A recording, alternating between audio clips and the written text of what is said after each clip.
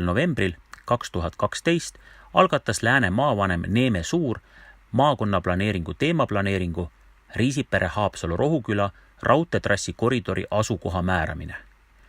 Teemaplaneeringu peamiseks eesmärgiks on paremate eelduste loomine Lääne maakonna sotsiaalmajanduslikuks arenguks läbi kiire, kaasaegse ja keskkonnasäästliku rongiliikluse.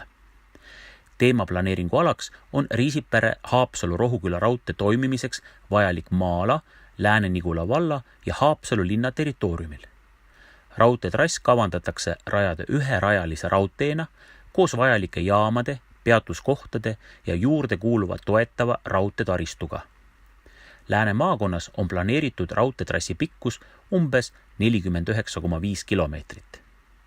Raudteetrass kavandatakse maksimaalses ulatuses olemasolevale raudteetammile selliselt, et see võimaldaks projektkiirust kuni 160 kilomeetrit tunnis. Raudteetrassi koridori määramisel on arvestatud elektriraudtee ruumivajadusega, kuid teemaplaneeringu alusel on võimalik rajada ka elektrifitseerimata raudtee või elektrifitseerida raudtee järgmises etapis.